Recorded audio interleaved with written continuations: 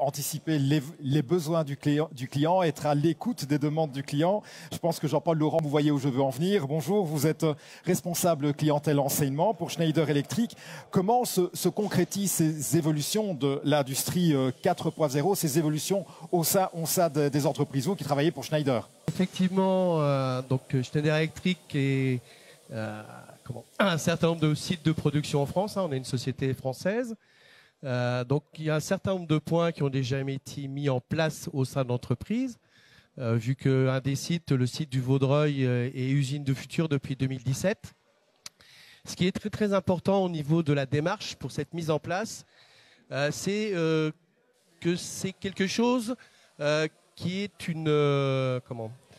au sein de l'entreprise, c'est l'ensemble du personnel qui travaille sur le sujet. C'est-à-dire que la data qui est récupérée, elle est mise à disposition, que ce soit des personnes en production, que ce soit des personnes à la maintenance, que ce soit les gens qui sont aussi sur les évolutions des lignes de production.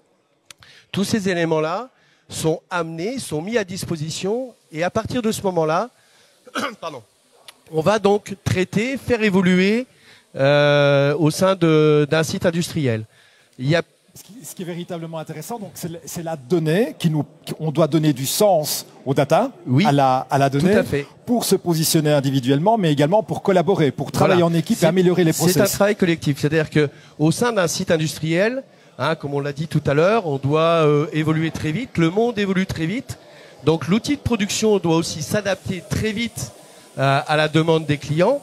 Et puis en même temps, il y a aussi un point qui est important, qui a été aussi dit tout à l'heure, qui est aussi l'aspect, et on le voit très bien aujourd'hui, de la gestion de l'énergie, avec tout le coût qui importe derrière. Donc ce coût, il a un impact sur le prix de votre produit à la sortie. Donc ça, c'est tous les éléments qui sont mis en place. Mais ces points, ils sont pris un par un au sein de l'entreprise, et on va déterminer par exemple qu'on a identifié une problématique, on va mettre des éléments en place avec des éléments de data, mais c'est quelque chose qui se fait de façon coopérative, tout simplement parce que les personnes qui connaissent la machine, c'est l'utilisateur et c'est le gestionnaire de la ligne. D'accord ? Lui, c'est le gars qui connaît sa ligne. À côté, il y a les gens de la maintenance. Tout ça, on réunit, je dirais, ces personnes, on les met ensemble, on discute, on échange et on identifie les bonnes données. Parce que de la data, on peut en faire, ce qu'on veut. Plein, tout ce qu'on veut.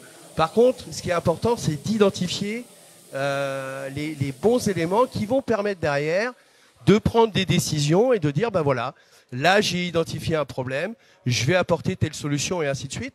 Je vais amener comme ça de la productivité et ça se fait de façon collaborative, c'est pas quelque chose qui vient depuis tout en haut.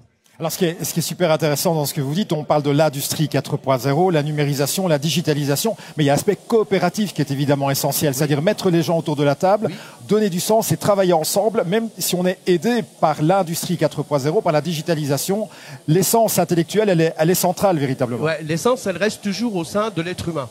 Il ne faut pas croire que l'usine du futur, je supprime l'être humain, ça c'est pas vrai. On lui apporte des outils supplémentaires pour prendre des décisions et prendre les bonnes décisions. Ça, c'est le gros point d'évolution au sein de l'usine 4.0.